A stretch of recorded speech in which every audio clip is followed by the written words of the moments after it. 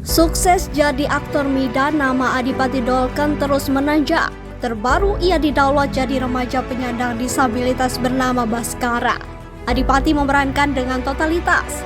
Tak heran kalau banyak yang memuji perannya di Why Do You Love Me. Terbayang bagaimana ia mempelajari cara bicara, bersikap, dan bertindak sebagai disabilitas. So, tonton aja langsung Adipati Dolken, dijamin terpesona.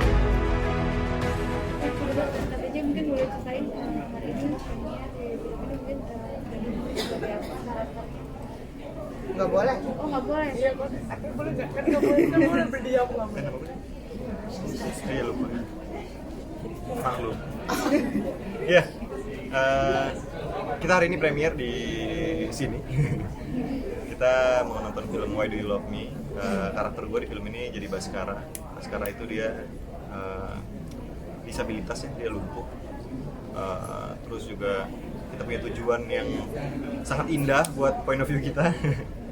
Itu ke Gang Doli, tapi dengan banyak apa ya, lika-liku lah ya, problem, terus juga cobaan atau segala macam gitu, kayak gitu lah. Kalau saya di sini jadi Endang, nama tokohnya. Endang ini supir travel yang merangkap jadi caretaker-nya mereka lah, caretaker para anak-anak ini. Baskara sama Danton sama Miko itu yang mereka semua disabilitas. Atau ada sebenarnya mungkin peran tokoh disabilitas itu karena kan harus berbagai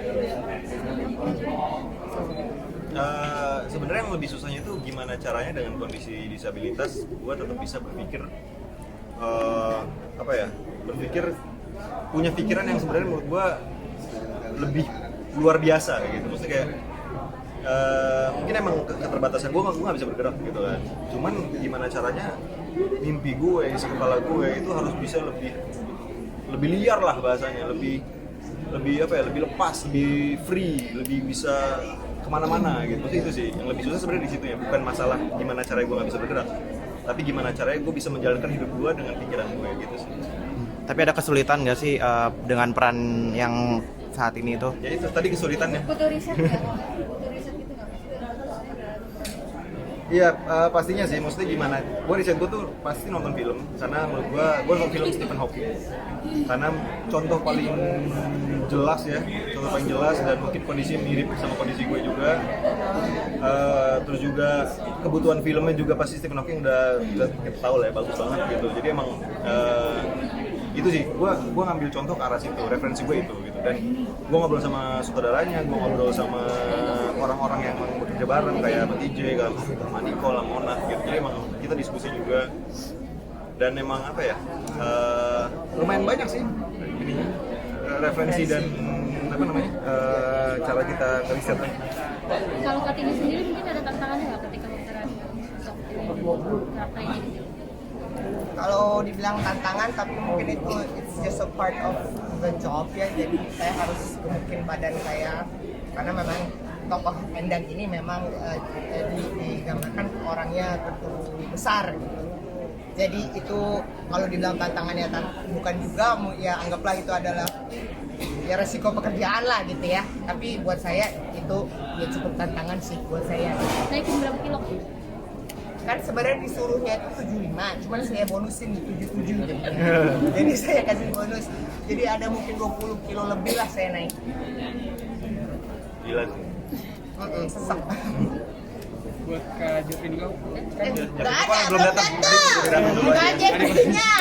buat Kak Adipati gimana sih, kan tiga peran ini kan disabilitas semua ya, gimana cara Kak Adipati sebagai peran Baskara dalam menjaga hubungan persahabatan itu? Iya, nanti saya tanya Adipatinya dulu ya.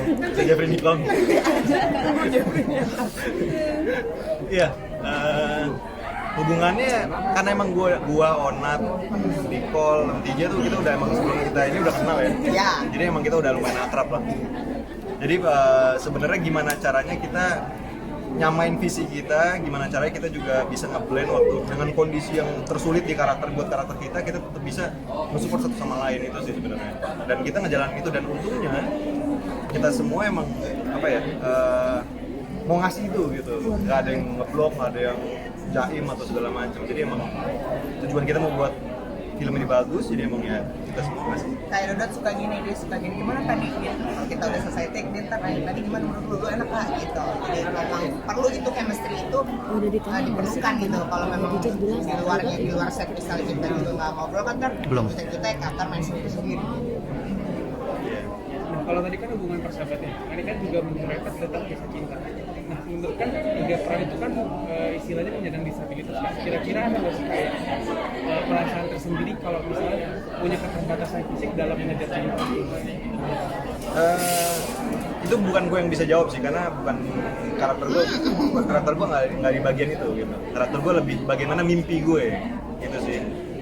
Ya kalau pertanyaannya diganti ke mimpi, mungkin ya itu dia, dengan keterbatasan gue nggak bisa bergerak seleluasa itu gitu. Gimana caranya mimpi gue tetap harus bisa jalan kan? Ya itu salah satu kesulitan yang tadi gue sebut juga gitu sih. Dan memang karena banyak support system seperti ceritanya kan ada Danton, ada Miko, terus siapa namanya? Endang. Ada Endang, maaf ya, ada Endang. Misalnya emang mereka tuh support kita semua tuh jadi support system buat satu sama lain gitu sih. Jadi emang mimpi kita tuh bisa terwujud gara-gara kita semua gitu. Dot, mungkin untuk peran lo ini kan di atas kursi roda ya.